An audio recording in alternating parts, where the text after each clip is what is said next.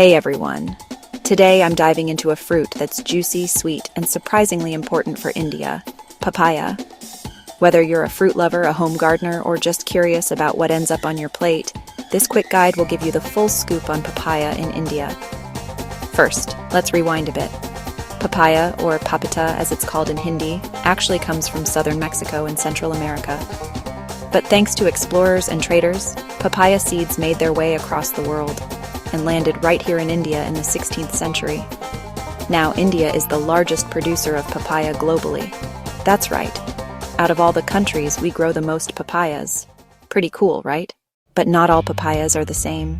In India, you'll find several main types on the market. There's the red lady, which is super popular for its sweet taste and disease resistance. Then there's the Pusa delicious, developed right here in India for that perfect sweetness. And we can't forget about the CO2 and Co7 varieties grown widely in South India, especially Tamil Nadu. Each type has its own special flavor, size, and even color. So whether you like your papaya big and juicy or small and extra sweet, there's something for everyone. Alright, let's talk production.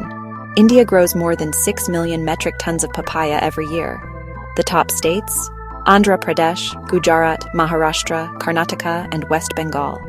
These regions have the perfect climate and soil for papaya, and you'll find massive farms stretching for miles. Most papayas are grown by small and medium farmers, making this a really important crop for rural communities. So, what makes papaya farming such a big success in India? It's all about the climate.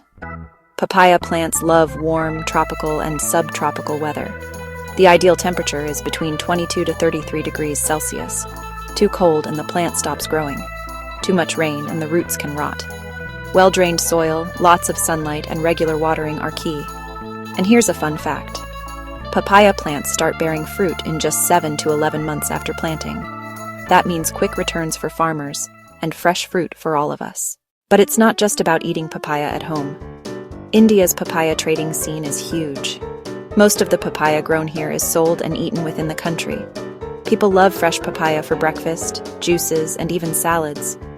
But there's also a growing export market, with Indian papayas reaching the Middle East, Europe, and even North America. Plus, papaya isn't just a fruit.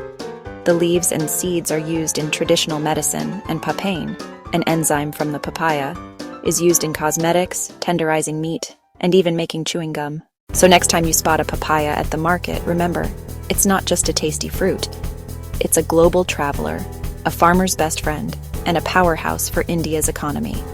That's the story of papaya in India. Sweet, colorful, and always growing. Thanks for watching.